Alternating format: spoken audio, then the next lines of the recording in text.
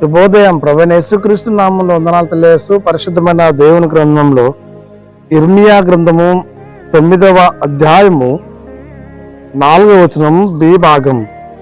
మీలో ప్రతి వాడును తన పొరుగు వాని విషయమే జాగ్రత్తగా ఉండవలెను. ఏ సహోదరునైనను నమ్మకుడి. నిజముగా ప్రతి సహోదరును తంత్రగొట్టై తన సహోదరుని కొంపమంచును. ప్రతి పొరుగువాడును కొండముల చప్పటికి తిరిగిలాడుచున్నాడు. సత్యము పలికి ప్రతి వాడును తన పొరుగు వాడిని వంచును.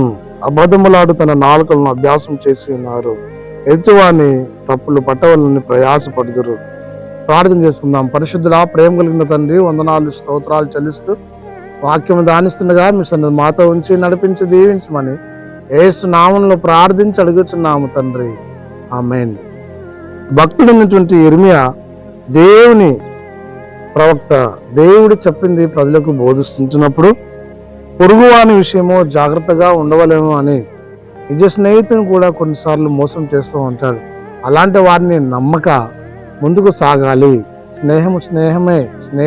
నిజమైన స్నేహితుడు విడవక ప్రేమించును, ఆపద వేళలో సహాయం చేయనని సామెతల్లో చూడగలం.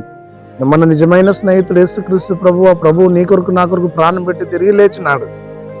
ఇక్కడ జాగ్రత్తగా ఉండడు. Be careful. ఎందుకంటే స్నేహితులైనా పొరుగువారైనా కొన్నిసార్లు ధనాపేక్ష కలిగి ఆశ కలిగి మోసం చేసేవారే ఈ దినాల్లో చూడగలం.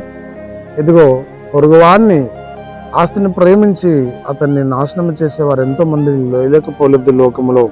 కాబట్టి వాడు ఎలాంటి వాడు అంటే తంత్రగుట్టి అని రాయబడి ఉంది.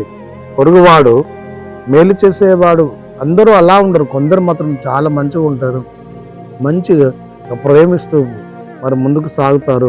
కాబట్టి ఇక్కడ చెప్పే విషయం ఏమనగా, దేవుడు మాట్లాడుతున్న మాట ఏమనగా, అందరినీ నమ్మకూడదు అని. దేవుడు మన నిజ స్నేహితులైన యేసునందు విశ్వాసం నుంచి నమ్మక కలిగి ముందుకు సాగునట్లు పరిశుద్ధాత్మ త్రియేక దేవుడు తోడై నడిపించుగాక. ఆమేన్. మౌనతరా స్తుతి స్తోత్రాలు చెల్లించుకుంటూ వాక్యము దానిస్తుండగా మీ సన్నిధిలో మాతో ఉంచి నడిపించడానికి మాయము చెల్లిస్తూ యేసు నామంలో ప్రార్థించి అడుగుచున్నాము తండ్రి, ఆమేన్. తండ్రి, కుమార పరిశుద్ధాత్మ త్రియేక దేవుడు సదాకాలం తోడైండి దీవించి ఆశీర్వదించునుగాక. ఆమేన్.